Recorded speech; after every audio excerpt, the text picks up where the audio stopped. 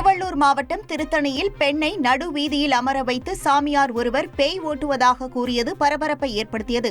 பழனி சாமியார் என்பவர் வாடகைக்கு கடை எடுத்து பில்லி சூனியம், திருஷ்டி கழிப்பது உள்ளிட்டவற்றை செய்து வருவதாக கூறப்படுகிறது. இந்த நிலையில் ஒரு பெண்ணுக்குள் ஆண் பேய் இருப்பதாக கூறி நடு வீதியில் அமர வைத்து பிரியாணி, மதுபானம், பீடி உள்ளிட்டவற்றை கொடுத்து அந்த பெண்ணை சாப்பிட செய்தனர். இதனால் அச்சமடைந்த பொதுமக்கள் அத்துமீறி நடந்து கொண்ட சாமியார் மீது நடவடிக்கை எடுக்க கோரிக்கை விடுத்துள்ளனர். உத்தரப்பிரதேச மாநிலம் அயோத்தி ராமர் கோவிலில் பக்தர்களின் கூட்டம் அலைமோதியது. சுமார் 25 கிலோமீட்டர் தூரத்திற்கு முன்பே வாகனங்கள் நிறுத்தப்பட்டதால் பக்தர்கள் நடைப்பயணமாக கோவிலுக்கு வந்தனர். நீண்ட வரிசையில் காத்திருந்து அயோத்தி ராமரை தரிசனம் செய்தனர். அளவுக்கு அதிகமான பக்தர்களின் வருகையால் அயோத்தியில் போக்குவரத்து நெரிசலும் ஏற்பட்டது. கூட்டத்தை கட்டுப்படுத்த முடியாமல் அயோத்தி மாவட்ட நிர்வாகம் மற்றும் காவல்துறையினர் திணறினர். அமெரிக்காவில் ஒரு டஜன் முட்டை விலை 860 ரூபாயாக உயர்ந்துள்ளது. பரவலாக பரவி வரும் பறவை காய்ச்சல் முட்டை விலையை வரலாறு காணாத அளவு அதிகரிக்க செய்துள்ளது.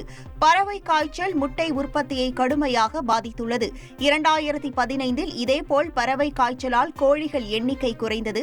இப்போது 10 வருடங்கள் கழித்து மீண்டும் அதேபோன்ற பாதிப்பு ஏற்பட்டுள்ளது. ஒரு டஜன் முட்டை 867 ரூபாய் 42 காசுகளுக்கு விற்பனையாகிறது. அலாவுதீன் நாட்டை காப்பாற்ற போராடும் சாமானிய இளைஞனின் சுவாரஸ்ய கதை தினமும் இரவு 8 மணிக்கு.